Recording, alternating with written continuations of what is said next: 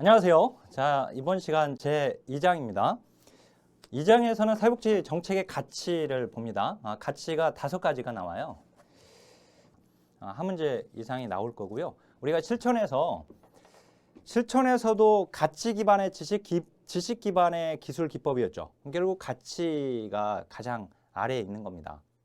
그걸 토대로 하고 있는 거예요. 그러니까 정책이라고 하는 것도 마찬가지예요. 그래서 그러면 정책에서의 그 가치라고 하는 건, 그러니까 자 65쪽에 보면은 제일 위에 보니까 정책 결정은 사회가 어떤 가치를 선호하느냐에 따라서 달라지게 된다. 저 가치를 토대로 해서 이제 정책이 또 만들어지게 되는 걸 볼 수 있어요. 그러니까 그 가치가 뭐냐 그러면, 그래서 66쪽으로 와 보면 사회복지 정책의 주요 가치 5가지 중에서 먼저 평등입니다. 자, 먼저 우리가 큰 틀을 한번 밑바탕으로 이렇게 그림을 그려놓고 이제 거기다 좀 채워 보면은요. 자, 100m 달리기를 하는데 여기에 출발선에서 설 수 있는 기회를 똑같이 주는 거예요. 이렇게 설 수 있는 기회를 10사람을 세웠어. 10사람이 달리는 거예요. 그러니까 그 출발선에서의 기회, 이걸 이제 기회평등이라고 합니다. 평등 중에서 기회의 평등. 기회의 평등은 그 과정상 참여 기회를 주는 거예요. 그래서 이 과정상의 평등이에요. 과정상의 평등이라고 해요. 자, 그럼 10사람이 뛰었어요. 여기서 10사람을 세웠어요. 10사람이 요 땅 하면 이제 달리겠죠? 달려요. 그러면 1등부터 10등까지가 결정되겠죠? 그죠? 1등부터 10등까지 결정되는데 1등한테는 더 주는 거예요. 2등보다. 그리고 2등한테는 3등보다 더 주고. 이게 바로 비례적 평등이라고 해요, 이걸. 비례적 평등. 자, 이 비례적 평등을 공평이라고 해요. 공평 또는 형평이라고 해요. 그래서 공평성, 형평성이라고 합니다. 자, 여기서 말하는 이 비례라고 하는 거 있잖아요. 여기 비례. 이 비례라고 하는 것은 그 사람의 노력에 비례해서, 그 사람의 기여에 비례해서, 그 사람의 능력에 비례해서, 그 사람의 욕구에 비례해서, 또는 그 사람의 헌신. 그러니까 자, 헌신 또는 이제 뭐 공로에 비례해서, 기여, 공로에 비례해서 더 주는 거예요. 그러니까 노력하는 사람한테 더 주는 거죠. 능력 있는 사람한테 더 주는 거예요. 1등한테 더 준 거죠. 능력 있는 사람이니까. 그죠? 그걸 비례적 평등이라고 하고, 이 비례적 평등을 우리가 공평이라고 하는 거예요. 자, 노력한 사람한테 학점을 더 줘야죠. 그 교수자가 자기하고 친한 학생이라고 해서 성적을 더 주면 그건 공평하지 않습니다. 그러니까 노력한 사람한테 더 주는 걸 우리는 공평이라고 말을 하는 거예요. 그래서 이 비례적 평등을 공평 또는 형평, 영어로 이제 에쿼티인데 공평, 형평으로 번역하니까 이렇게 공평성, 형평성이라고 합니다. 자, 이렇게 하다 보니까 무슨 문제가 발생되었어요? 불평등이 발생된 거예요. 능력 있는 사람들이 많이 가져가. 능력 없는 사람은 적게 가져가. 불평등이 발생됐어. 자, 그래서 이 불평등을 그 결과를 다시 재분배하자. 다시 분배하자. 이게 바로 결과의 평등이에요. 결과의 평등. 결과를 재분배하자. 자, 이 말은 10명이 뛰었으면 10사람한테 똑같이 그냥 한 개씩 주면 된다라고 하는 거예요. 그래서 이걸 수량적 평등이라고 해요. 수량적 평등 또는 이걸 산술적 평등이라고도 합니다. 이거 다 시험에 나오는 용어들이에요. 산술적 평등이라고도 해요. 자, 이렇게 10사람이 모두 다 하나씩 가져갔어. 그러니까 절대적 평등이 되는 거예요. 절대적 평등. 알았죠? 자, 그러면 이제 이 3가지 중에서 여기가 결과의 평등, 수량적, 산술적, 절대적 평등. 여기가 가장 적극적인 평등이 돼요. 가장 적극적 평등이다. 아셨죠? 얘보다는 얘가. 그 다음에 얘보다는 얘가 더 적극적인 평등이에요. 그러면 가장 소극적인 평등은 누구겠어요? 맞아요. 여기가 기회평등이 가장 소극적인 평등이에요. 얘가. 알았죠? 얘가 가장 적극적인 평등이고. 알았죠? 자, 그리고 우리 교재 보면 이제 우리 시험은 이게 나오지는 않았는데 제가 교재에다가 거기 2번에 66페이지 제일 아래 보세요. 거기에 조건적 평등을 넣어놨어요. 조건적 평등은 기회평등의 연장선입니다. 그러니까 기회평등은 뭐냐면 100m 달리기를 하는데 남자든 여자든 또는 노인이든 장애인이든 상관없이 모두 똑같은 출발선에 서야 돼요. 아셨죠? 똑같은 출발선에. 그래서 이제 그러면 기회만 동일하게 주는 거거든요. 출발선에서의 그 기회만. 그러면 당연히 장애인이 꼴등 나겠죠. 그죠? 그러면 또는 노인이 꼴등 나겠죠. 또는 여성이 남성보다는 달리기를 못 하겠죠. 그러니까 자, 이 자유경쟁의 출발 조건을 좀 더 실질적인 평등을 갖게끔 만들기 위해서 기회평등에서 사회적 약자에게 호의적 조치를 취해주는 겁니다. 그게 바로 여기 좀 더 앞에서 뛰게끔 만들어주는 거예요. 여성이나 장애인은 여기서 좀 더 앞에서 뛸 수 있게끔 이렇게 이제 그 시정하는 거, 기회평등을 좀 시정하고 있는 것이 이게 바로 조건적 평등이에요. 자, 근데 우리 시험에서는 조건적 평등은 나오지는 않았어요. 알았죠? 근데 조건적 평등까지 나온다면 이제 기회평등보다는 조건적 평등이 좀 더 이제 적극적인 평등이 되는 것이죠. 이렇게 되면. 자, 그러면 이제 요걸 가지고 잠깐 이제 우리 책 내용을 가지고 이제 좀 살을 붙여보면 66쪽 봐보세요. 기회평등 보겠습니다. 과정상의 평등인데 각 개인은 자신의 소질과 능력을 자유롭게 개발할 평등한 권리와 기회를 가지고 자, 동일한 업적에 대하여 동일한 보상이 주어진다. 자, 그 문장 중요한 문장인데 동일한 업적에 대해서 동일한 보상이 주어지는 거 그거는 결과의 평등 아니에요? 이렇게 생각하기가 쉬운데 그렇지 않습니다. 그 문장은 기회평등이 맞아요. 동일한 업적에 대해서 동일한 보상이 주어지면 그게 기회를 보장하는 거예요. 자, 무슨 말이냐면 가령 우리 지금 이제 버스 운전을 여성분들도 많이 해요. 기사분들 보면. 그죠?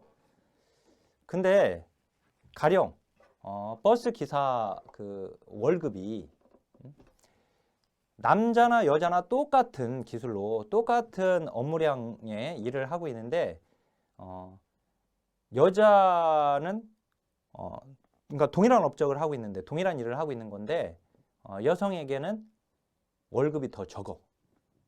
남자보다.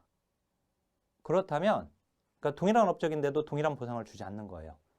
그러면 여성들은 그 버스 운전 기사를 하려고 하지 않겠죠. 그 일을. 물론 이제 경제적으로 어려움도 있고 또는 이제 그 버스 운전하는 게 너무 자기한테 맞고 그 일을 너무 하고 싶은 사람들이야 뭐 여성들이 월급을 적게 받는다 하더라도 할 수는 있겠지만 근데 그렇게 차별이 주어지게 되면 당연히 여성들은 그 일을 기피할 겁니다. 그죠? 즉 그 기회를 차단시켜 버리는 거예요. 이렇게 되면. 그래서 동일한 업적에 대해서 동일한 보상이 주어져야지 기회가 열려 있는 것입니다. 차단하는 게 아니라. 알았죠? 자, 거기 개인의 능력이나 장애와 상관없이 기회를 모든 사람에게 균등하게 제공하는 것. 자, 모든 사회적 제도에 대한 접근을 모든 사람에게 균등하게 열어놓는다. 자, 일할 수 있는 기회, 교육 기회, 승진 기회, 또는 열심히 일해서 부자가 될 수 있는 기회. 알았죠? 이런 기회. 이게 이제 기회 평등. 자, 결과보다는 과정을 중시 여기는 겁니다.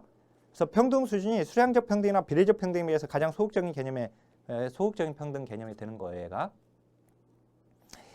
자, 가장 최소한의 국가 개입을 주장하는 보수주의자들이 자주 사용하는 개념이에요. 일단 보수주의자들은 평등보다 자유, 그리고 또 효율을 중시 여깁니다. 평등보다. 그런데 보수주의자들이 그 평등을 말할 때에는 가장 소극적인 평등인 기회평등까지는 말하고 있는 거예요. 알았죠? 그래서 이제 보수주의자들이 자주 사용하는 개념이다. 자, 참여와 시작 단계에서부터 평등이죠? 출발선, 그죠? 참여와 시작 단계에서부터의 평등을 강조한다. 자, 결과가 평등한가 아닌가의 측면은 완전히 무시한 채 과정상 기회만을 똑같이 평등하게 주는 것이다. 자, 근데 이미 불평등한 출발선에서 시작된 기회라면 그 결과는 결코 평등할 수가 없다. 그죠? 그래서 이제 기회평등을 강조하는 사회는 기회평등이라는 이름 아래 수많은 결과의 불평등이 존재하고 있는 거예요. 자, OX 문장. 결과가 평등하다면 과정의 평등은 상관없다는 것이 기회평등이다. 결과가 평등한 게 아니라 과정상 이제 평등하다면 과정상 그 기회를 똑같이 준 것이라면 결과는 불평등하는 것은 상관없다라고 보는 것이 기회평등이죠, 오히려. 자, 그다음에 그 예를 보니까 그 스타트로 끝나는 프로그램들 있잖아요. 위 스타트, 도너 스타트, 헤드 스타트, 드림 스타트. 우리나라가 이제 지금 드림 스타트거든요. 우리나라는 위 스타트로 먼저 시작을 했고, 그걸 민간에서 했고, 그걸 이제 그 당시 이제 보건가족부에서 희망 스타트로 도입을 하고, 그리고 이제 그 명칭을 바꿔서 드림 스타트로 명칭을 바꿨는데, 근데 자, 이 스타트로 끝나는 저소득 자녀들에게 교육 기회를 주고 있는 겁니다. 이런 것들이 바로 스타트 프로그램들이, 그러니까 스타트잖아요. 그러니까 출발선을 의미하고 이건 다 기회평등이다. 자, 그 다음에 교복2라고 하는데 교육복지 투자 우선지역 사업이거든요. 이거 빈곤대책 교육 프로그램이에요. 빈곤 또는 저소득 자녀 대상의 이 교육 프로그램들 다 공부할 수 있는 기회, 교육의 기회를 주고 있는 것들이어서 이런 것들이 다 기회평등에 들어갑니다. 자, 그 다음에 이제 조건적 평등 우리 시험에 나오지는 않았어요. 그런데 거기 기회평등과 연결되는 것으로 사회적 기회를 획득하려는 자유경쟁의 출발 조건을 좀 더 평등하게 정비하려고 하는 겁니다. 그래서 그 니은에 보니까 사회적 약자에게 호의적 조치를 취해서 실질적인 평등을 더 이루려고 하는 거예요. 대표적인 예가 100m 달리기 하는데 신체장애인들은 좀 더 앞에서 뛰게끔 배려해 주는 겁니다. 자, 근데 거기서 이제 우리는 조건적 평등은 나오고 있지 않으니까요. 거기에 그 니은에 긍정적 차별 있죠. 이 긍정적 차별은 정확하게 말을 하면 조건적 평등에 들어가거든요. 근데 이거는 조건적 평등이 나오지 않을 때 이거는 이제 기회평등으로 분류해서 알고 있으면 됩니다. 이걸 긍정적 차별 또는 적극적 조치 또는 적극적 차별 또는 적극적 차별 시정 조치 이렇게 말을 해요. 그래서 다 같은 말이에요. 적극적 차별 시정 조치 또는 적극적 조치, 적극적 차별 또는 긍정적 차별이라고 하는데, 자, 이 긍정적 차별을 좀 알고 있어야 돼요. 그래서 67쪽으로 와보세요. 제일 위에. 긍정적 차별은 궁극적으로 평등을 지향해 긍정적인 의도로 차별이라는 방법을 실시한다는 정치사회적 용어다. 영어로는 적극적 조치이다. 자, 그래서 그 동그라미 3번에 보면은 자본주의 사회의 구조적 이유로 많은 부정적 차별이 존재한다. 남녀 간의 성차별, 대표적인 것이, 또는 장애인 차별, 이게 이제 대표적인 부정적 차별에 들어갑니다. 그러니까 이와 같은 이 부정적 차별에 대해서 거꾸로 그런 부정적 차별을 당한 사람들에게 긍정적 차별을 해 줌으로 인해서 그들이 당했던 부정적 차별을 메꿔 주려고 하는 거예요. 그러니까 보상해 주려고 하는 거예요, 거기에. 자, 대표적인 것이 거기 여자, 장애인, 저소득층 등 특정 집단들에게 일자리 또는 진급 또는 대학 입학 등에서 유리하게 대우를 해주는 거, 이게 긍정적 차별에 들어갑니다. 이제 우리 선생님들은 긍정적 차별이 나오잖아요. 그러면 여성 고용 할당제, 장애인 의무 고용제를 떠올리면 돼요. 아셨죠? 자, 다시 한번 긍정적 차별의 대표적인 예, 여성 고용 할당제 그리고 장애인 의무 고용제, 이걸 생각하세요. 여성들이 시장에서 부정적 차별을 당했어. 여성이라는 이유만으로. 또는 이제 장애인이라는 이유만으로 차별을 당한 거예요. 그래서 그 차별 당한 것을 거꾸로 그들을 긍정적으로 차별해 줌으로 인해서 그 부정적 차별을 당했던 것을 보상해 주는 겁니다. 자, 그러니까 여성 고용 할당제는 여성들에게 일할 기회를 주는 거죠. 장애인 고용 의무제도 장애인에게 일할 기회를 주고 있는 거예요. 그러니까 기회를 주고 있죠. 그래서 이제 결국 이제 기회 평등인 거예요. 알았죠? 그래서 그 4번에 보면 그 적용을 한 건데, 이제 정확하게 말하면 이제 조건적 평등이지만 조건적 평등 우리 시험에 나오고 있지 않으니까 기회 평등으로 분류해서 알고 있으면 되고요. 자유로 보면 자유가 소극적 자유와 적극적 자유로 나뉘어요. 근데 이 적극적 자유에 들어갑니다. 이따 볼 거고요. 오늘 지금 이번 시간에. 그다음에 급여 자격. 길버트와 테렐의 정책 내용 분석을 이제 우리 6장에서 공부를 할 거거든요. 뒤에 6장에서 이제 공부를 할 때 급여 자격에서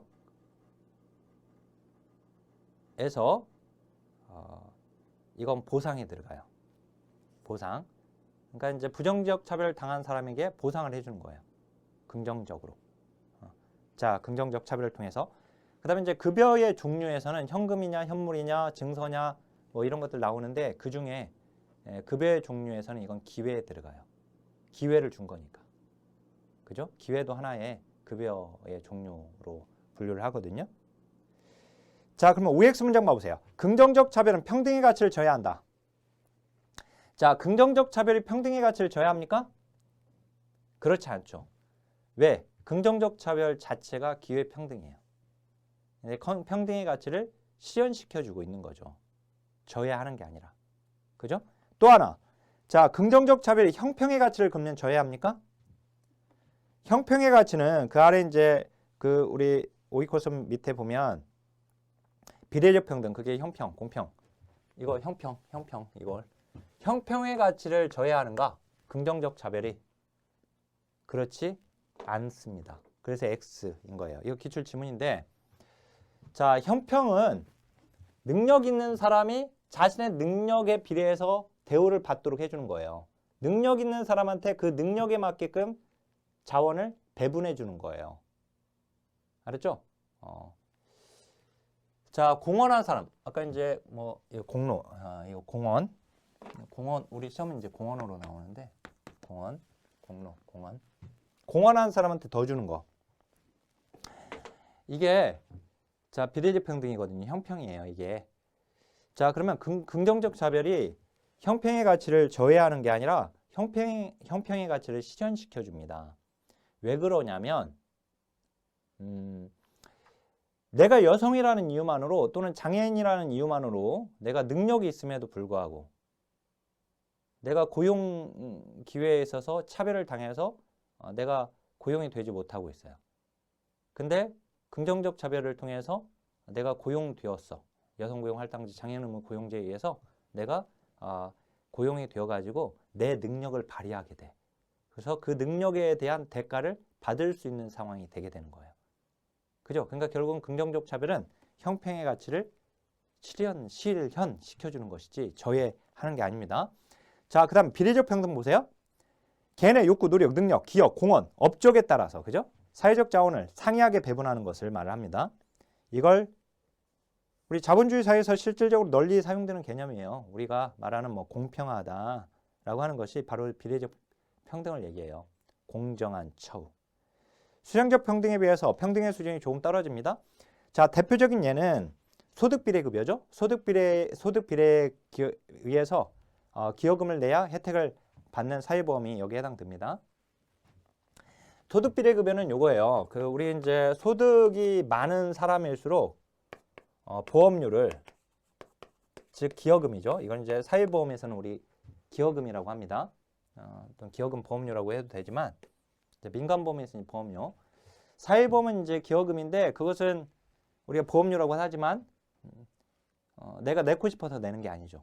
강제로 걷어가기 때문에 그걸 이제 기여금이라고 합니다. 근데 어쨌든 소득이 많은 사람들한테 보험료를 더 내도록 하고 있어요. 사회보험료를. 그러니까 많이 냈으니까 많이 받겠죠. 그죠? 많이 받겠죠. 결국은 소득이 높을수록 소득에 비례해서 급여도 많아지는 겁니다. 그래서 이걸 소득 비례 급여라고 하는 거예요. 알았죠? 소득에 비례해서 급여가 많아지는 거, 소득 비례 급여. 많이 냈으니까, 그죠? 많이 냈으니까 거기에 비례해서 더 받는 것이니까, 더 기여했으니까, 그죠? 그래서 이제 그 소득 비례 급여가 바로 비례 평등이고, 자, 국민연금과 같이 보험료를 많이 내는 사람이 더 많은 연금을 받게 되는 거, 이게 바로 이제 비례적 평등이고, 열등수급의 원칙이 중요해요. 열등처우의 원칙이라고도 하고 열등수급의 원칙이라고도 하거든요. 자, 이 열등수급의 원칙에 따라서 국민기초생활보장법의 급여액이 결정됩니다. 그 OX 문장 보기 전에 그러면 열등처우의 원칙이 뭐냐 도대체 뭐냐면 자 86페이지에 보면은 신빈민법이 나와요. 개정빈민법. 이 개정빈민법에서 만들어진 원칙 중에 하나가 열등처우의 원칙이거든요. 그래서 그 87페이지 제일 아래 봐보세요. 열등처우의 원칙이 나와 있는데 피구제자의 생활 수준은 최하급 독립노동자의 상태 이하가 되지 않으면 안 된다. 즉 피구제빈민의 상태는 독립하고 있는 최하층의 독립노동자보다 실질적으로 적격이어서는 안 된다. 라고 하는 겁니다. 이런 거예요. 그러니까 자 열등처우의 원칙은 보세요.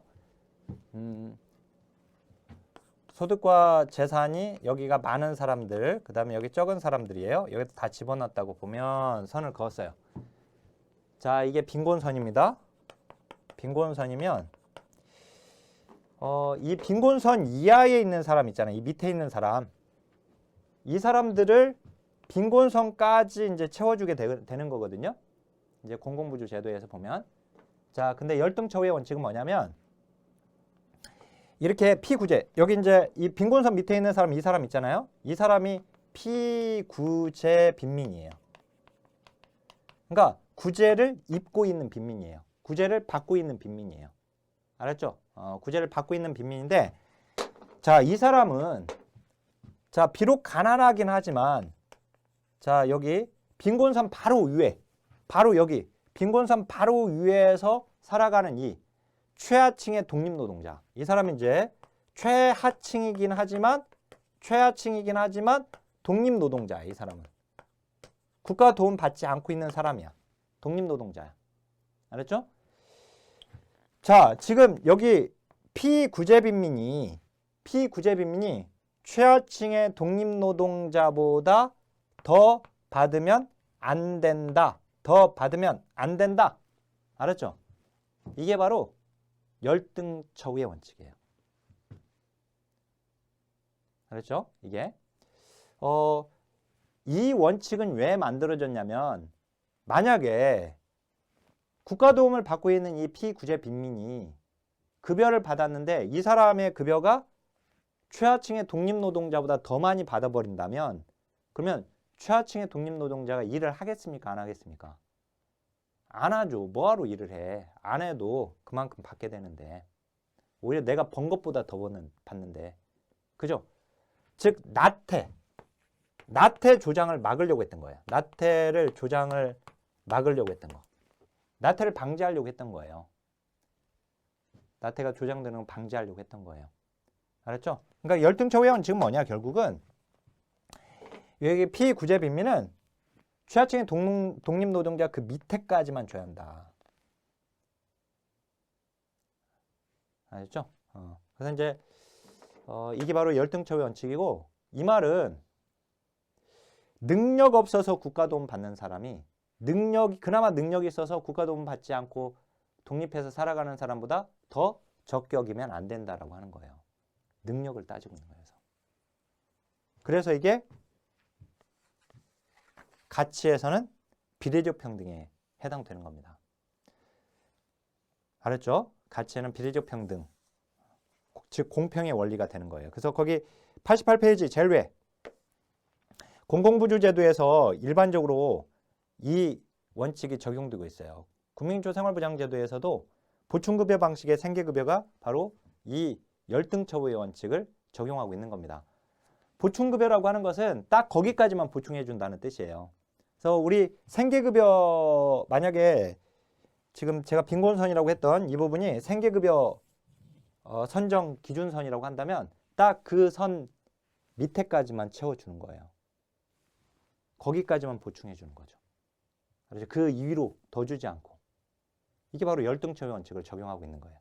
그래서 열등처우의 원칙은 다시 한번 공공부조제도, 즉 우리나라에서 국민기초생활보장제도의 생계급여의 보충급여 방식의 생계급여, 그게 바로 열등처우의 원칙을 적용하고 있는 것이고요. 그 다음에 이제 가치로 보게 되면 비례적 평등의 가치에 해당되는 것이다.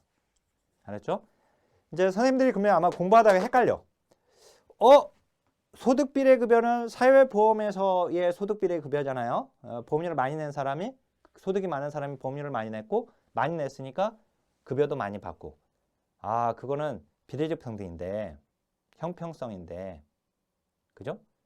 근데 열등처우의 원칙은 공공부조제도에 적용되고 있는 원칙인데 어떻게 이게 또 왜 비례적 평등에 들어가지? 공부하다 보면 헷갈린단 말이에요. 그래서 헷갈리면 안 돼요. 지금 제 말 듣고도 또 헷갈렸으면 안 돼. 알았죠? 헷갈려요? 헷갈릴 수 있습니다. 자, 근데 자, 다시 한번. 비례적 평등은 능력 있는 사람한테 더 주자는 것이에요. 그죠? 기여한 사람한테 더 주자는 거예요. 많이 기여했으니까. 근데 사회보험제도의 소득비례 급여가 바로 이 비례적 평등에 예에 들어가는 것이고, 그 다음에 공공부조제도에 적용되고 있는 이 열등처우의 원칙도 비례적 평등에 해당되고 있는 겁니다. 알았죠? 물론 열등처우의 원칙은 공공부조제도의 보충급여 방식의 생계급여에도 적용되고 있는 원칙입니다. 알았죠? 그러면 그 OX 문장 봐보세요. 형평성이 신빈민법의 열등처우 원칙에서 적용되었다. 맞죠? 아까 우리가 봤던 게 신빈민법에서 4가지 원칙이 나오는데 그 중에 하나예요. 열등처우 원칙이. 자, 그다음에 수량적 평등 봐보세요. 산술적 평등, 결과의 평등, 절대적 평등이라고도 하는데요. 모든 사람을 똑같이 취급하고 욕구나 능력의 차이에 관계없이 사회적 자원을 똑같이 그냥 주는 거예요. 10사람이 뛰었으니까 다 모두에게 똑같이 하나씩 줘버리는 거예요. 자, 출발점이나 타고난 자연적 능력의 차이는 고려하지 않고 능력 이런 거 고려하지 않는단 말이에요. 법적 조치나 정치적 수단을 이용하여 마지막 결과의 평등만 달성하고자 한다. 가장 적극적인 것이다. 그죠? 결과의 평등으로 불린다. 완전한 결과의 평등은 어느 사회에도 존재하지 않은 것이죠. 자, 보편주의적 특성을 가지고 있다. 자, 이 결과의 평등을 달성하고 있는 제도들이 바로 보편주의적 특성을 가지고 있는 제도들이다 라고 하는 것이고요. 동일하게 혜택을 누리게끔. 거기 이제 부자들의 소극적 자유를 제한한다. 아, 이게 나왔는데 이제 이 평등과 자유를 이제 적용해서 좀 봐야 하거든요. 이렇게 이쪽으로 올수록. 즉 여기 기회평등이 있었죠. 조건적 평등은 그냥 빼고 비례적 평등이 있었죠. 그 다음에 여기 지금 결과의 평등이 있었죠. 자, 기회평등보다는 비례적 평등보다는 결과의 평등이 이쪽으로 올수록 부자들의 소극적 자유라고 하는데, 소극적 자유를 더 침해하게 돼. 더 침해. 더 제한하게 되는 거예요. 제한. 알았죠? 그 다음에 두 번째, 빈자들의, 가난한 사람들의 적극적 자유라고 하는데, 빈자들의 적극적 자유를 더 증진시키는 거예요. 더 증진. 알았죠? 더 증진시키는 거예요. 그러니까 기회평등도, 자, 이거 지금 자유에서 얘기하겠습니다. 이따 지금 이거 얘기했으니까 자유 이제 공부하고, 소극적 자유가 뭐고 적극적 자유가 뭔지를 먼저 알아야 하니까 이따 보겠고, 어떻든 이제 거기 그 2번의 보편주의적 특성을 지니고 있다는 것은, 이제 얘 보면 68페이지 제일 위에 얘를 봐보세요. 대표적인 예 중에 하나가 NHS거든요. 이제 NHS가 나오잖아요. 그러면 그건 영국의 전국민 무상의료 서비스를 생각하면 됩니다. 그렇죠? 전국민 무상의료 서비스. 모든 사람이 의료가 다 무상이에요. 그렇죠? 전국민 무상의료 서비스. 동일한 거죠. 모두에게 똑같이. 그죠? 그래서 이제 이런 보편주의적 특성을 가지고 있는 것들이 바로 그렇다라고 하는 것인데, 우리나라도 이제 그 아동수당법에 보면 이제 8세 미만의 아동에게 자, 10만 원씩 다 줍니다. 그죠? 그 221쪽 봐보세요. 221쪽. 221쪽에 이제 아동수당법이 정리가 되어 있는데, 거 보면 아동수당법 제4조에 보면 아동수당은 8세 미만의 아동에게 매월 10만 원을 주는 거예요. 다. 아죠? 모두에게. 똑같이. 그죠? 그러니까 이런 것들이 이제 결과의 평등이 되게 되는데, 절대적 평등이 되게 됩니다. 모두에게 주는 거, 똑같이 주는 거. 보편적 특성을 가지고 있다라고 하는 거예요. 그래서 근데 거기에 이제 3번, 여러 사회복지 정책 가운데 가장 발달된 정책은 수량적 평등을 달성할 수 있는 것. 자, 그런데 대표적인 예를 봐보세요. 거기 이제 이게 무상의료 서비스인 NHS도 이렇지만, 거기 니은에 보면 국민기초생활보장법과 같은 이 공공부조도 여기에 들어갑니다. 결과의 평등에. 그러면 보편주의적 특성을 가진 제도들이 결과의 평등이라고 해놓고선 국민기초생활보장제도 또는 공공부조제도는 선별주의 제도거든요. 근데 왜 이게 여기에 들어가냐. 또 이게 헷갈릴 수 있어요. 자, 그런데 이 공공부조는 이런 겁니다. 자, 여기서 여기 위에 있는 사람들 한테 세금을 걷어서 밑에다 주는 수직적 재분배라고 했잖아요. 그죠? 즉, 자, 시장소득에서 능력에 의해서 능력 있는 사람들이 돈을 많이 번 건데, 그 사람들한테 세금을 부담시켜서 그 세금으로 가난한 사람들한테 주는 겁니다. 그러니까 결과를 재분배하고 있는 거예요. 재분배. 알았죠? 그러니까 재분배하고 있다. 결과를. 그래서 이게 공공부조는 결과의 평등에 들어간다. 이렇게 이해를 하면 됩니다. 자, 그러면 이제 두 번째, 첫 번째 같이 끝냈어요. 평등. 그 다음에 이제 두 번째인데 이제 자유부터 보고 올게요. 자유를 적용해야 하니까. 그래서 69페이지 제일 아래 봐보세요. 자유. 자유는 거 보니까 평등 정책을 추진할 경우에 일부 가진 자의 자유가 침해됨으로써 자유와 평등의 대립구도가 형성된다라고 되어 있잖아요. 평등을 추구하는 사회복 정책은 선택의 자유를 제한한다는 비판이 있습니다. 이 선택의 자유, 그 선택의 자유가 이제 소극적 자유를 얘기하는 거거든요. 부자들의. 자, 넘겨보세요. 거기 이제 소극적 자유와 적극적 자유로 나뉘어요. 자유는. 근데 소극적 자유를 보면 다른 사람의 간섭 혹은 의지로부터의 자유, 강제가 없는 상태, 외적 구속력이 없는 상태, 기회 측면을 강조한다. 자, 이 소극적 자유는 기회 측면을 강조하는데, 이때 말하는 그 기회가 뭐냐. 그 기회가 바로 거기 니은에 보면 시장 기제에 개입하여 개인들의 자유로운 선택의 기회를 얘기해. 선택의 기회. 그러니까 시장에서 자유롭게 선택할 수 있는 그 기회, 그 기회를 강조하고 있는 거예요. 소극적 자유는. 자, 시장에서 내가 마음대로 경제활동할 수 있게끔 규제하지 마. 자유롭게 놔둬. 이렇게 말할 수 있는 사람은 누굽니까? 돈을 가진 사람들이 할 수 있는 얘기예요. 이거는. 그죠? 그래서 이 소극적 자유를 그래서 부자들의 자유라고 하는 거예요. 알았죠? 그러니까 이전에 어떤 후보가 자유를 엄청나게 외쳤는데 그 말할 때 이 자유, 대한민국은 자유민주주의 국가 하면서 자유 막 얘기를 하면서 자유를 얘기할 때 그 자유가 부자들을 위한 자유, 소극적 자유 라면 그 자유가 적극적 자유인지 소극적 자유인지, 그죠? 그래서 이제 자유도 이렇게 둘로 나뉜단 말이에요. 자, 그러면 적극적 자유 봐보세요. 적극적 자유는 자신이 원하는 것을 할 수 있는 자유예요. 능력의 측면을 강조하는 거예요. 내가 비록 장애인이지만, 내가 비록 여성이지만,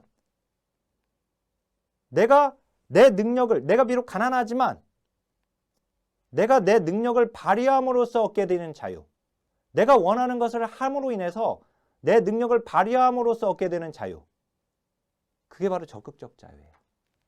그래서 이 적극적 자유를 빈자들의 자유라고 하는 거예요. 알았죠? 예.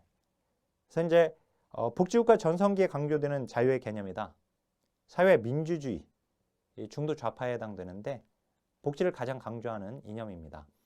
정책 이념 중에. 그래서 이제 그 사회 민주주의에서 강조하는 자유의 개념이다. 자, 거기 아까 소극적 자유 그 OX 문장 보면 거기 위에 신보수주의, 신자유주의자들, 여기 신보수주의, 신자유주의는 극우예요. 극우 쪽인데 자유지상주의적 지상주의 관점에서는 소극적 자유를 옹호해요. 이 로버트 노직이라고 하는 학자처럼 이 자유지상주의 학자거든요. 이 학자는. 근데 이 자유지상주의 관점에서는 부자들의 소극적 자유를 강조합니다. 결과 평등을 달성하기 위해 부자들의 소득을 재분배하더라도 소극적 자유를 침해하지 않는다. 아니죠. 소극적 자유를 침해하게 되는 거예요. 이렇게 되면. 자, 그 다음에 적극적 자유 그 밑에 보니까 소극적 자유는 자신이 원하는 것을 할 수 있는 자유가 아니라 적극적 자유는 이라고 해야지 맞는 거죠. 적극적 자유 관점에서 자유의 침해는 개인에게 필요한 자원이나 기회를 박탈당한 것을 의미하는 거예요. 그래서 이제 그래서 그런 자원이 없는 가난한 사람들 또는 그럴 기회를 박탈당한 여성들 또는 장애인들. 그래서 제가 긍정적 차별에서 그 기회를 거꾸로 긍정적으로 차별해서 그들에게 기회를 더 주게 되는 거, 보상해주는 긍정적 차별이 바로 적극적 자유에 들어간다고 했었죠. 그죠? 그래서 아까 보세요. 자, 이제 여기에 평등과 그 적용을 시켜보면은 기회평등도 부자들의 소극적 자유를 침해하고 빈자들의 적극적 자유를 증진시킬 수 있는 거예요. 근데 얘보다는 얘가 더 증진시키는 거예요. 그리고 부자들의 소극적 자유를 더 침해하는 것이고. 알았죠? 자, 그래서 거기 사회복지 정책과 자유에서 사회복지 정책이 뭐냐? 그것은 특정한 사람들의 소극적 자유, 즉 부자들의 소극적 자유를 줄이는 반면에 다른 사람들, 주로 빈자들의 적극적 자유를 증가시키는 거예요. 그죠? 그 밑에는 뭐 중요하지 않고, 그 다음에 이제 효율로 가겠습니다. 이제 두 번째 같이 끝냈고, 세 번째 효율성으로 가게 되면 평등을 강조하면 효율성이 침해받고요. 효율을 강조하면 평등에서 멀어질 수 있습니다. 그래서 효율적이면서도 평등적인 정책을 실현시키는 것이 사실상 어렵다라고 하는 것인데, 자, 효율은 보니까 궁극적 목표로서의 효율이 있어요. 그 다음에 그걸 달성할 수 있는 수단으로서의 효율이 있어요. 자, 궁극적 목표로서의 효율, 걔가 바로 파레토 효율이에요. 이 파레토 효율은 배분적 효율이라고도 합니다. 수단적 효율은 목표 효율성과 운영 효율성이 있습니다.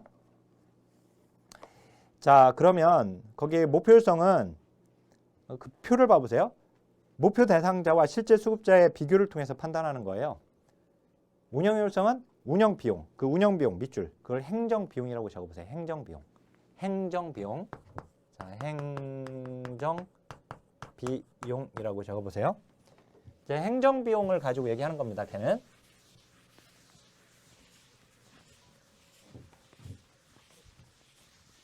자, 이 배분적 효율을 먼저 보면, 먼저 그 수단적 효율성을 먼저 밑에 보면은, 효율은 그 자체로 목적이 될 수 없고 평등 가치 실현을 위한 수단적 가치이다. 수단으로서의 효율은 평등을 추구하는 여러 정책 가운데 어느 것이 특정 목표를 달성하는 데 보다 적은 자원으로 더 큰 평등을 성취할 수 있는가를 판단하는 기준이다. 자, 투입 대비 산출이 높은 것을 의미한다라고 되어 있죠. 자, 그래요. 우리가 이제 투입 대비 산출이잖아요, 효율성은. 근데 먼저 목표 효율성을 보게 되면 이걸 대상 효율성이라고도 합니다.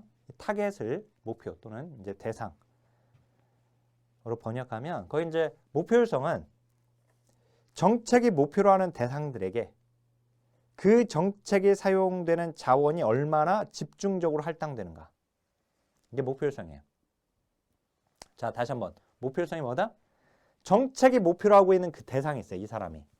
정책이 목표로 하고 있는 이 사람에게 사회복지 정책이나 자원, 서비스가 이 사람한테 얼마나 집중적으로 할당되는가예요. 이 타겟에. 알았죠? 이 목표로 하고 있는 이 대상한테. 정책이나 서비스가 낭비되지 않고 다른 곳에 낭비되지 않고 그 사람한테 집중적으로 할당되는가 여부예요. 알았죠? 목표성이. 그러니까 이 목표성이 높으려면 어떻게 하냐면 그 사람들만 골라서 줘야 돼. 그래서 이제 우리 선별주의 제도하고 자 보편주의 제도와 그다음에 이제 선별주의 제도로 나눌 때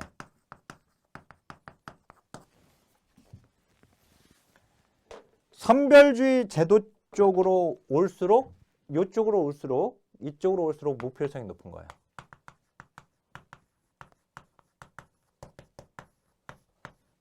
왜냐면 선별주의는 그 대상을 골라서 주겠다는 거예요. 공공부조와 같이. 공공부조 제도는 소득 자산 조사를 통해서 진짜 소득이 적고 재산이 적은 사람만 골라서 그 사람들한테만 대상으로 삼는 거거든요. 그 사람만. 그러니까 선별주의 제도는 목표 효율성이 높은 거예요. 알았죠? 근데 보편주의는 그냥 모두를 다 대상으로 삼아버리는 거거든요. 그래서 여기는 이제 그 밑에 있는 운영의 효율성이 높아요. 여기는. 운영의 효율성이 이쪽으로 올수록 운영의 효율성이 높아요. 그러면 운영의 효율성은 뭐냐? 거기 운영의 효율성 봐보세요. 정책을 집행하고 운영하는 과정에서 투입되는 운영비용, 그 운영비용, 거기다 행정비용이라고 적으세요. 행정비용의 효율을 판단하는 기준이다. 만약에 어떤 제도를 운영하는데 거기에 들어가는 행정비용이 많이 들어. 행정비용이 많이 들어. 그러면 운영의 효율성은 떨어지는 거예요. 그래서 그 니은의 보편주의에 입각한 정책들이 운영비용이 적게 드는 거예요. 왜 적게 들까요? 보편주의 제도들이 왜 운영의 효율성이 적게 드냐면 운영비용, 즉 행정비용이 적게 드냐면 고르지 않으니까 그래요. 선별주의 제도는 골라야 돼. 그 대상을. 소득 자산 조사를 통해서 골라야 돼. 그래서 골라진 그 사람들 이제 그러면 고르는 작업이 필요하잖아요. 그러면 고르는 작업이 필요할 거 아니에요. 그죠? 그다음 이제 소득에 따라서 이제 달리줘야 하니까 소득 차이들 다 계산을 해봐야 돼. 그래서 선별주의는 그 대상을 고르는데 시간과 인력과 비용이 많이 들어요. 근데 보편주의는 고르지 않고 그냥 다 줘버려. 그냥. 그러니까 행정 비용은 적게 드는 거예요. 고르지 않으니까. 알았죠? 고르지 않으니까. 지금 여기는 행정비용만 지금 가지고 얘기하는 겁니다. 그 투입되는 자원의 양을 지금 얘기하는 게 아니라 서비스의 양을 얘기하는 게 아니라 알았죠? 행정비용만 가지고만 얘기하는 거예요. 자, 그러면 68 68페이지 제일 아래 내용과 더불어서 이제 69페이지 제일 위에 보면 사회보험과 이제 공공부조를 비교한 건데요. 사회보험과 공공부조를 비교하면 공공부조는 선별주의 제도예요. 알았죠? 사회보험은 보편주의 제도예요.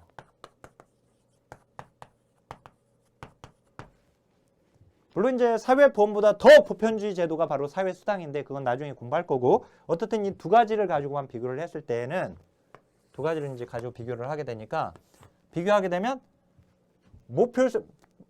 모필성은 높은 건 누구예요? 얘가 높겠죠. 그러니까 공공부조가 얘가 모필성이 높은 거예요. 얘가. 그죠?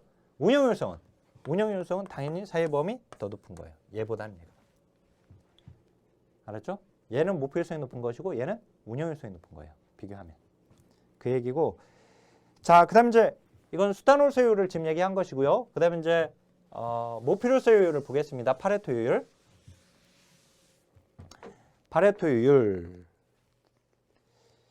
더 이상 어떠한 개선이 불가능한 최적의 자원 배분 상태라고 되어 있네요.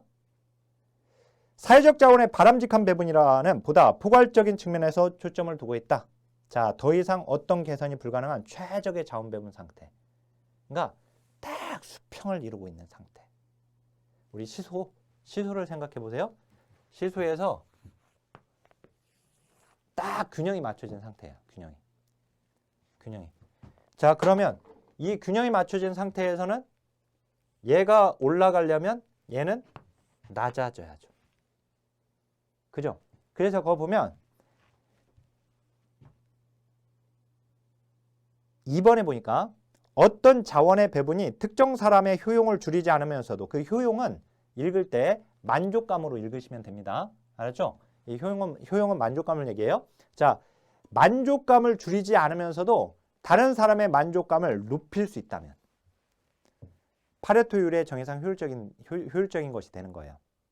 자, 다시 한번 거기 1번에 기억 보면 다른 사람의 효용을 제외하지 않고서는 특정 사람의 효용을 높이는 것이 불가능한 상태. 다른 사람의 효용을 낮추지 않고서는 그래야 특정 사람의 효용을 높이려면 다른 사람의 효용을 낮출 수밖에 없는 상태. 왜냐면 지금이 최적의 자원 배분 상태거든요. 지금 건드리지 말아야 할 최적의 자원 배분 상태야. 알았죠? 이 파레토율은. 따라서 누군가의 효용을 높이기 위해서는 누군가의 효용은 낮아질 수밖에 없는 상태인 거예요. 알았죠? 자, 그래서 어떤 배분 상태가 파레토율적이라고 하는 것은 모든 사람이 만족하는 자원의 배분 상태를 말을 합니다. 그래서 근데 이번에 보니까 어떤 사람의 그러니까 어떤 자원의 배분이 특정 사람의 효용을 줄이지 않았어. 근데 다른 사람의 효용을 높여버렸어. 본래는 누군가의 효용을 증가시키기 위해서 누군가는 낮아질 수밖에 없는 상황이었잖아요. 그런데 지금 누군가의 효용을 증가시켰음에도 불구하고 누군가의 효용은 낮아지지 않았어. 그런 것을 바로 파레토율 정의상 효율적이라고 합니다. 자, 그 다음 이제 그 기억에 보면 파레토율적인 사회적 자원의 배분은, 그러면 도대체 파레토율적인 사회적 자원의 배분은 어떻게 해서 달성될 수 있는 것이냐. 그것은 완전 경쟁 시장에서 개인의 효용을 극대화하려고 하는 이기적인 사람들이 충분한 정보를 바탕으로 합리적이고 자발적인 선택의 교환이 이루어지게 되면 자동적으로 달성될 수 있다고 봐요. 각자가 개인의 이익을 극대화하고자 하는 선택을 하게 되면 시장의 경쟁 논리에 의해서 모든 사람의 효용이 높아지는 방향으로 사회적 자원이 배분될 수 있다고 하는 것입니다. 그 예가 나와 있어요. 이게 뭐냐면, 그러니까 파레토율을 예를 들면 이런 거예요.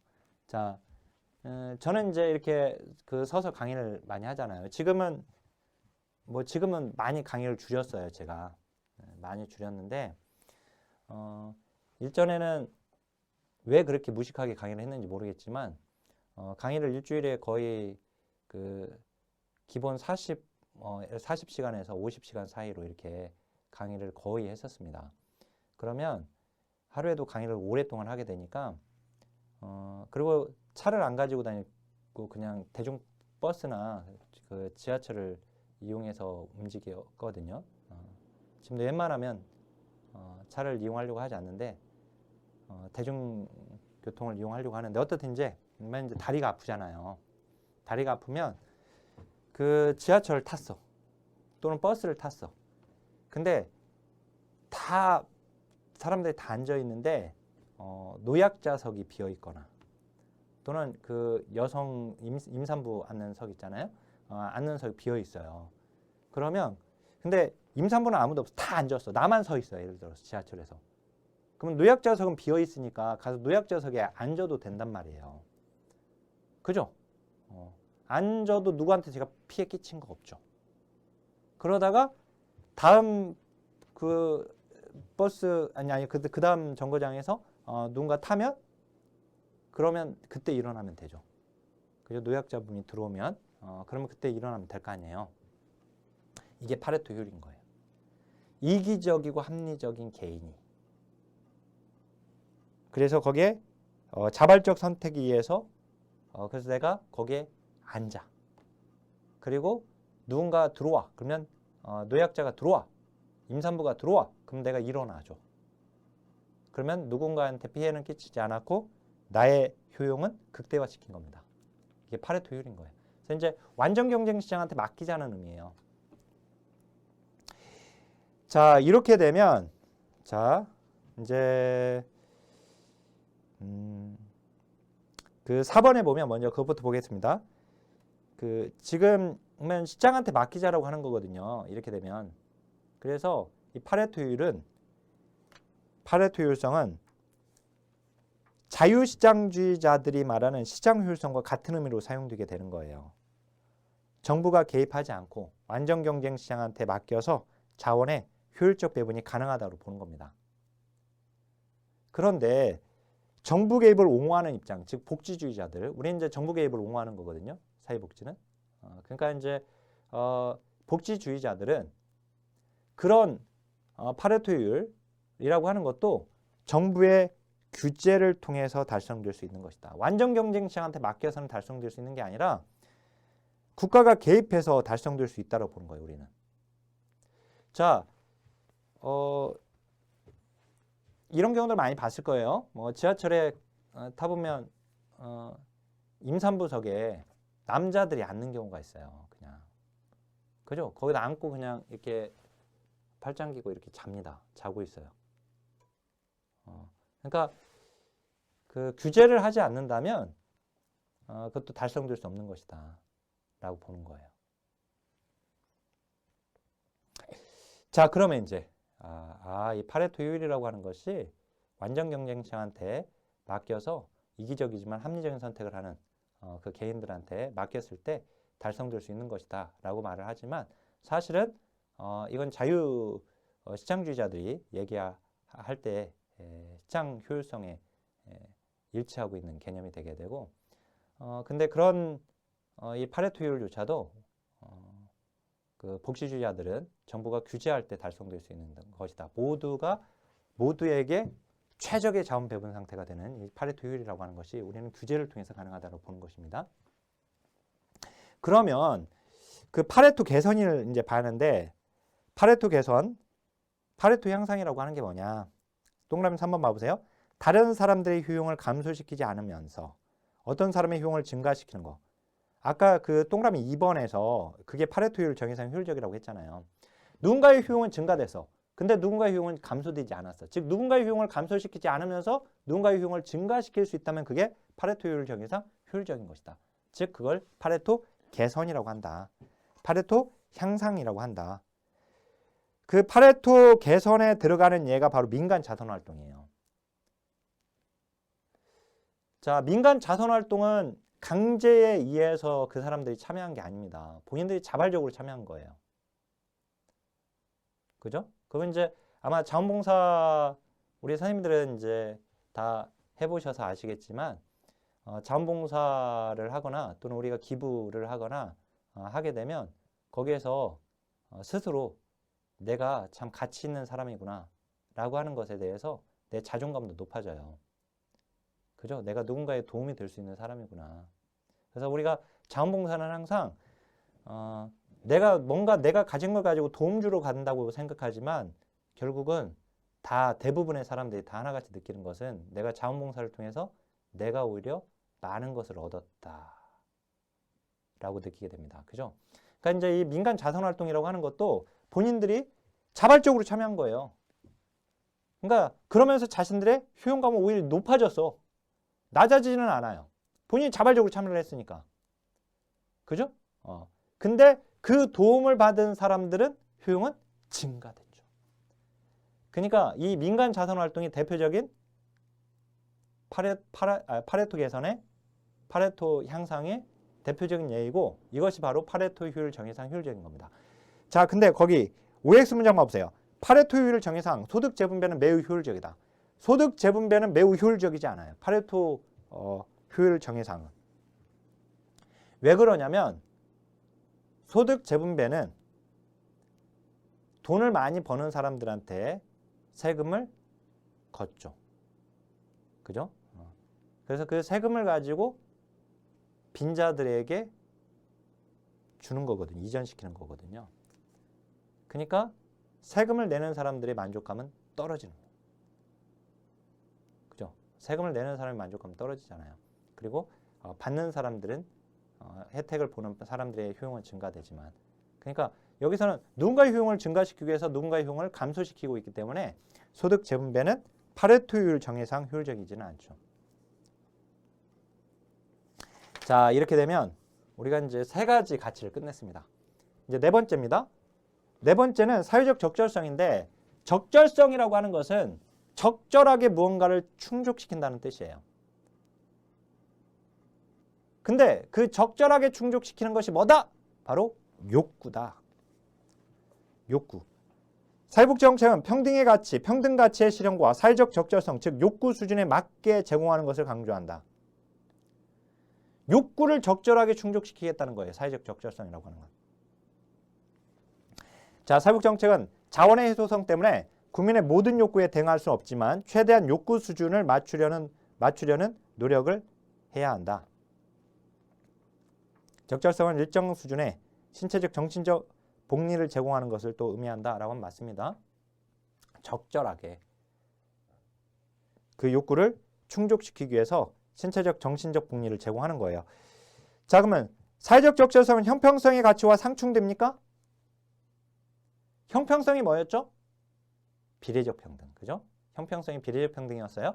자, 그러면 사회적 적절성이 형평성에 상충됩니까? 상충되지 않습니까? 형평성이 뭐였죠? 능력 있는 사람한테 더 주자. 노력한 사람한테 더 주자. 기여한 사람한테 더 주자예요. 자, 사회적 적절성은 능력이 없어서 다른 사람보다 능력이 없어서 그래서 시장 경쟁에서 패한 경제적 패자들, 빈민입니다. 능력 없어서 결국은 돈 버는 일에서 경쟁하는 거에서 패한 거예요. 그래서 그런 경제적 패자들이 되는 거죠. 그러면은. 그죠? 그러니까 능력 없어서 가난한 사람, 그래서 자신들의 욕구를 충족시키지 못하는 사람, 자신들의 필요를 채우지 못하는 사람, 그 사람들의 필요, 그 사람들의 욕구를 적절하게 충족시켜주는 가치가 바로 사회적 적절성의 가치예요. 그러니까 능력 있는 사람은 더 줘야 한다라고 하는 형평성의 가치와 상충되는 겁니다. 서로. 알았죠? 상충되는 것이다. 형평성의 대표적인 예로 열등수급의 원칙에 따라 국민기초생활보장법의 급여액이 결정되는 것은 욕구 수준에 맞게 제공된다는 사회적 적절성의 의미와 상충되는 것이다.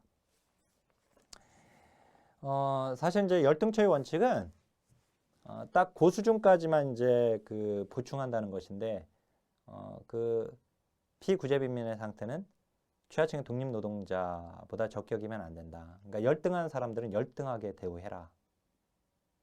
라고 하는 것이 거기에 깔려 있는 겁니다. 그런 전제가.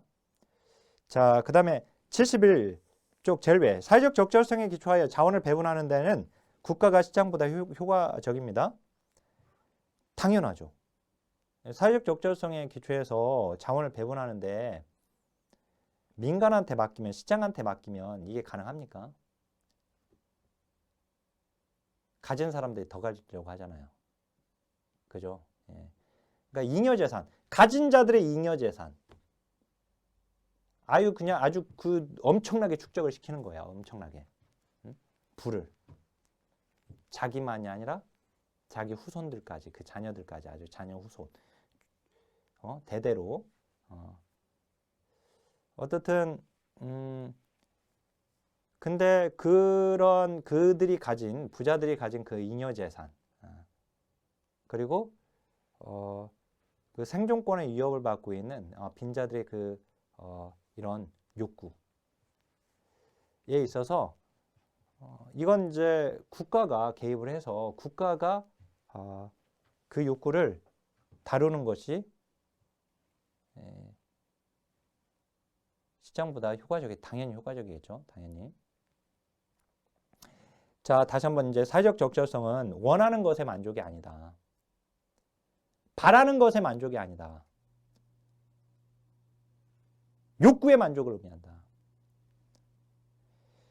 시장 기제에서의 자원 배분은 원하고 바라기 때문에 이루어지는 거예요. 그 원하고 바란다라고 하는 것이 바로 주관적인 걸 의미하는 거예요. 주관적인 거. 이번에 보니까 주관적인 것이다. 자, 우리가 시장에서 어떤 물건을 사. 왜 삽니까? 그건 주관적인 거예요. 내가 원하고 바라니까 사는 거예요. 자, 이 옷 사러 가다 보면은요, 뭐 이 별의별 옷들이 많잖아요. 근데 야, 저런 옷을 누가 입을까? 응? 하지만 그런 옷을 사는 사람들 있잖아요. 그런 옷을 사서 입는 사람들 있잖아요. 그런 신발을 사서 신는 사람들이 있고, 그죠? 그 원하고 바라니까 사는 거죠. 그죠? 원하고 바라는 거예요. 주관적인 거예요. 주관적인 거. 그러니까 근데 그 사회적 적절성은 그렇게 원하고 바라는 그 주관적인 것까지 적절하게 채워주겠다는 의미가 아니다 이거예요. 그게 아니라 욕구를 충족시켜 주려고 하는 것이고, 적절하게 충족시켜 주려고 하는 것이고, 그 욕구는 주관적이지 않고 객관적이다. 알았죠?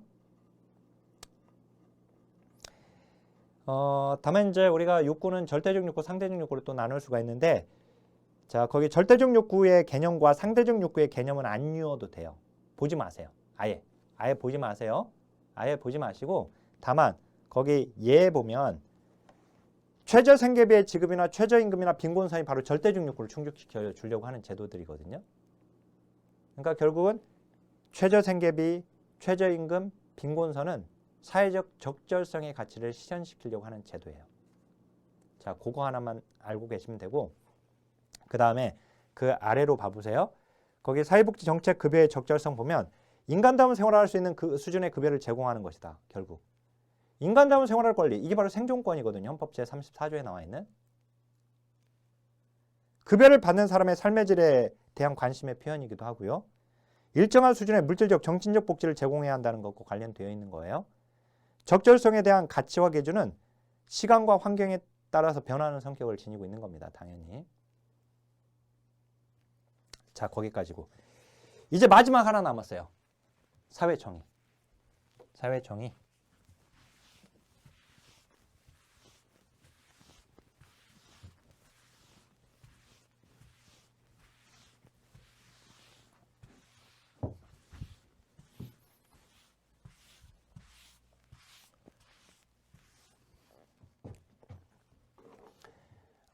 롤지의 사회정의론이고요. 한 사회의 사회적 자원이 충분하지 못한 상황이라면, 그죠? 상황에서 그 구성원이 합리적인 개인들이라면 개별적으로 살아가면서 그 희소한 자원, 희소한 사회적 자원을 가지기 위해서 경쟁하기보다 사회적 협동체를 건설하고자 하게 된다. 그래서 정의의 원칙에 자발적으로 합의하게 된다. 그럼 정의의 원칙이 뭐냐 도대체? 거기 봐보세요. 정의의 원칙이 뭐예요? 기본적인 사회제도 내에서 권리와 의무를 할당하는 방식을 제공하고 사회적 협동에서의 개인들 간의 이익과 부담의 적절한 분배를 규정하는 규칙이다. 그죠? 이익과 부담의 적절한 분배를 규정하는 규칙이래요. 자, 근데 사람들이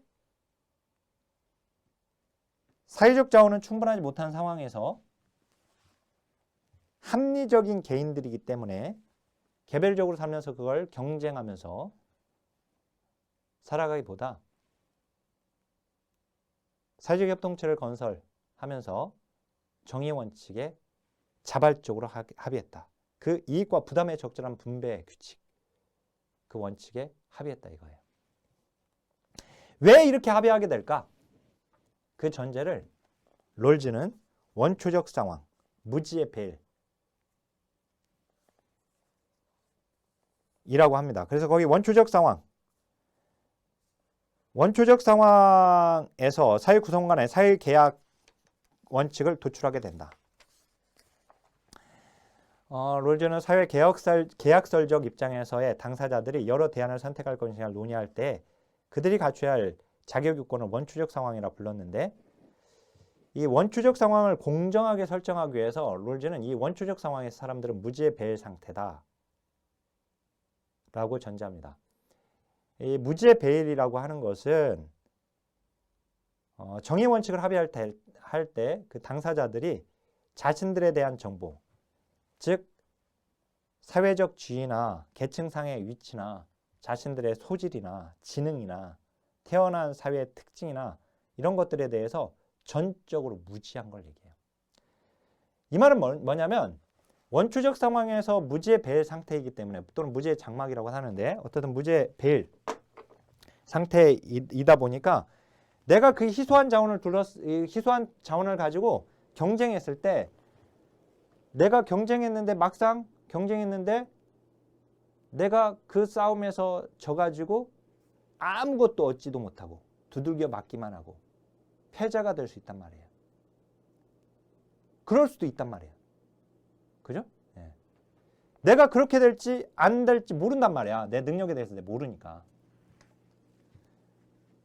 내가 가장 불리한 처지에 처할 수도 있단 말이에요. 그렇기 때문에 정의 원칙에 합의하게 된다라는 겁니다. 자, 그러면 정의 원칙, 이게 정의 원칙이 중요한데, 정의 원칙들이 충돌할 때 제1원칙, 이제 1원칙과 2원칙으로 크게 나뉩니다. 그리고 2원칙 내에서 또 다시 둘로 나뉘어요. 2원칙 내에서 이제 공정한 기회균등, 그 다음에 그 원칙이, 그 다음에 차등의 원칙 이렇게 있게 돼요. 근데 1원칙과 2원칙 중에서 이게 충돌하게 되면 1원칙이 앞서는 거고, 2원칙 내에서 기회균등의 원칙과 차등의 원칙이 충돌하게 되면 기회균등의 원칙이 우선 적용된다 이 말입니다. 자, 그러면 1원칙은 뭐고 2원칙은 뭐냐? 1원칙은 거기 주의해 보면 1원칙은 평등의 원칙이고요. 그 다음에 2원칙이 차별의 원칙이에요. 자, 다시 한번 얘기하면 1원칙은 평등의 원칙이고 2원칙은 불평등의 원칙이에요. 자, 그러면 1원칙부터 보게 되면 1원칙은 기본적 자유의 평등의 원칙이에요. 이 말은 뭐냐면 모든 사람의 자유는 다 평등하다. 그러니까 자유를 우선하고 있는 거예요. 자유가 우선이다. 모든 사람의 자유가 평등하다 라고 하는 거. 그래서 이제 개인의 자유를 중시한다는 점에서 자유주의 전통에 속하게 됩니다. 롤즈는. 따라서 그 복지를 명목으로 기본적 자유를 침해하는 것은 바람직하지 않다. 경제적 자유는 기본적 자유에 포함시키지 않게 됩니다. 자, 어떻든 자유가 평등해야 한다. 이런 원칙이에요. 알았죠? 평등의 원칙. 이런 원칙이 평등의 원칙인데 그 평등은 자유의 평등을 얘기하는 거예요. 그 다음에 이 원칙은 불평등해. 불평등의 원칙인데 이게 뭐냐면 불평등하게 처우해 줄 수 있는 경우를 얘기해요. 근데 그 불평등이 그 차별을 할 수 있는데 그 차별이 또는 불평등이 불평등하게 처우해 줄 수 있는 것이 또는 차별을 할 수 있는 것이 정당한 차별, 정당한 불평등이다라는 거예요. 어떤 경우? 첫 번째가 공정한 기회균등의 원칙. 그 다음 두 번째가 차등의 원칙이에요. 한 사회에서 사회적 경제적 불평등을 결과할 수 있는 지위와 직책은 모든 사람에게 개방되어 접근의 기회가 평등하게 제공되어야 한다. 즉 장애인이나 여성이나 노인에게 취업 기회나 일자리 기회를 먼저 주는 거죠. 그러면 장애인이나 노인이나 여성이 아닌 사람들한테는 거꾸로 차별을 당하는 거예요. 그러니까 한마디로 장애인이나 여성에게 기회를 준 거죠. 차별 대우한 거예요, 한마디로. 긍정적 차별처럼. 그죠? 긍정적으로 차별을 시킨 거죠.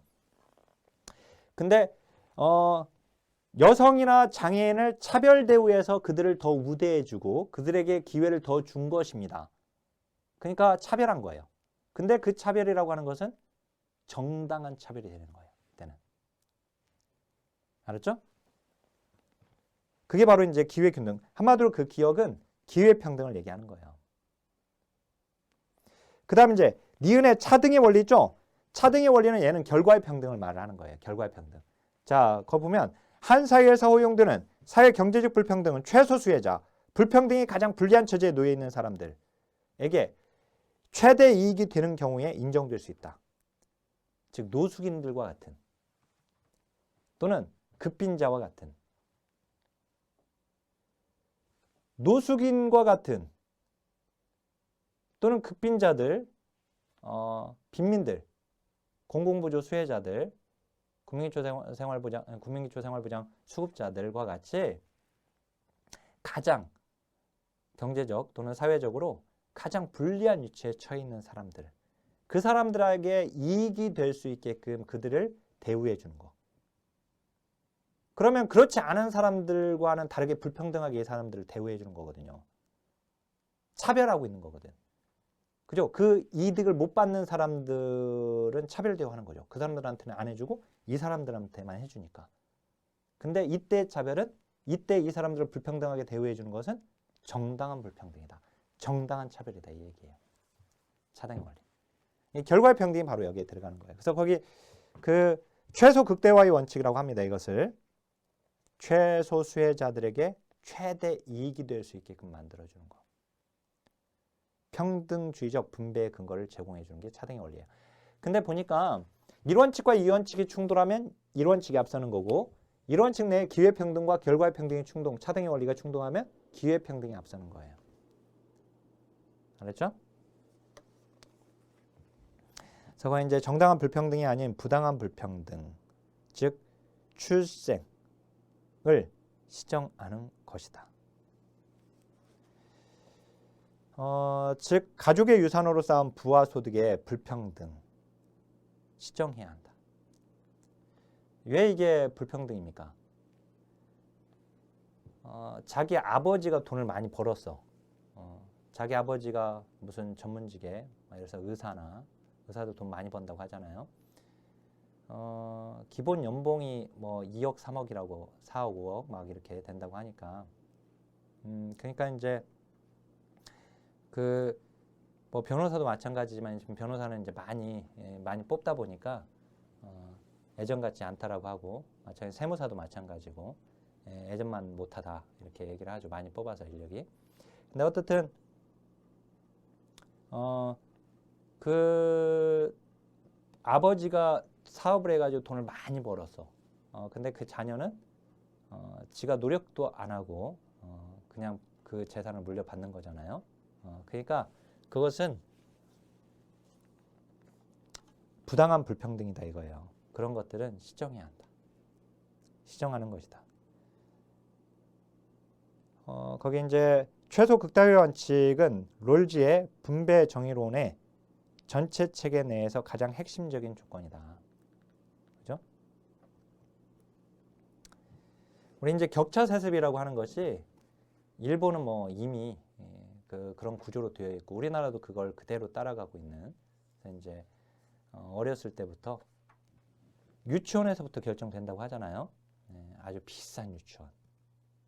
우리도 지금 현재 뭐 영어 유치원 뭐 이렇게 한 달에 100만 원이 넘는 뭐 이렇게 그런 유치원 벌써 이미 유치원에서부터 그 사립 공립이 나누어지게 되고 그다음 이제 초등학교 때만 이제 공립으로만 다니고, 그다음에 이제 중학교에서 다시 공립과 사립으로 나뉘게 되는데, 그 사립 중학교를 나오고 사립 고등학교를 또 나오고 사립 대학교까지 가고 하는데, 한 2, 3년 전인가요? 한 4, 5년 전인지 모르겠는데, 그 방송에서 그 당시 우리나라 돈으로 일본에서 그렇게 사립으로만 쭉 가는데, 우리나라 돈으로 거의 몇 억 들었어요. 예, 몇 억 들어야 하는 그 과정인 거죠. 근데 일반 사람들은 꿈을 못 꾸는 그 과정으로 아이들을 교육시키기가 어려운.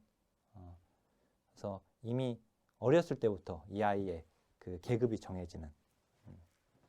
그래서 격차 세습이라고 이렇게 하는데, 우리나라도 이제 뭐 그렇게 이미 굳어져 가고 사회가 이렇게 굳어져 가고 있다라고 하는데, 자, 어떻든 지금 이제 그 차등의 원리까지, 그러니까 여기서는 구조가 중요해요. 구조. 알았죠? 구조가 중요합니다. 롤즈의 사회 정의론은 일단 원초적 상황에서 무죄 배일 상태의 사람들이 정의의 원칙에 합의하게 된다. 근데 정의의 원칙이 뭐다? 그죠? 근데 그 정의의 원칙은 1원칙과 2원칙으로 나뉘고 다시 2원칙이 다시 둘로 나뉜다. 이런 내용들을 반드시 잘 알고 있어야 합니다. 자, 여기까지입니다. 자, 우리가 수험 강의이기 때문에 우리는 시험에 집중해야 합니다. 지금 갑자기 다른 얘기를 했는데, 자, 여기서 이제 어차피 한 문제가 나오는 거예요. 또는 이제 기본 뭐 두 문제까지 나올 수는 있지만, 자, 그러면 강의를 마치겠습니다. 자, 하나, 둘, 셋, 화이팅!